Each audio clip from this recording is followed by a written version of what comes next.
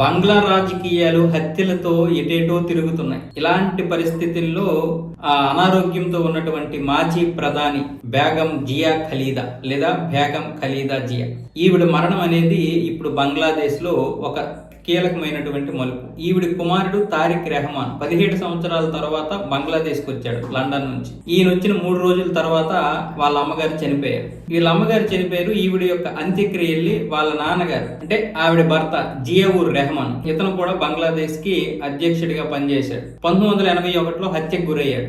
ఈయన ఎక్కడైతే సమాధి చేశారో ఆయన సమాధి పక్కనే ఖలీదా జియా యొక్క సమాధిని కూడా ఏర్పాటు చేశారు. అయితే మన భారతదేశం తరపుని మన జయశంకర్ గారు వెళ్ళారు. విదేశాంగ మంత్రి జయశంకర్ గారు వెళ్ళి అక్కడ ఆవిడకి సంతాపం తెలియజేశారు. అలాగే తారిక్ రెహమాన్కి నరేంద్ర మోదీ గారు స్వయంగా రాసినటువంటి ఒక లేఖను ఇచ్చారు. ఖలీదా జియా గారి యొక్క మరణం బంగ్లాదేశ్ కి తీరని లోటు, ఆమె యొక్క విలువలు బంగ్లాదేశ్ కొనసాగిస్తుందని ఆశిస్తున్నాం. ఆమె కుటుంబానికి ప్రగాఢ సానుభూతిని తెలియజేయడమే కాకుండా మేము అంటే భారతదేశం ఎప్పటికీ కూడా అండగా ఉంటుంది, ప్రధానిగా నేను కూడా అండగా ఉంటాను అంటూ నరేంద్ర మోదీ గారు అయితే చాలా పెద్ద లేఖ రాసి ఆ లేఖనైతే జయశంకర్ గారి ద్వారా పంపించారు. దాన్ని ఇప్పుడు తారిక్ రెహమాన్ కి అయితే ఇవ్వడం జరిగింది.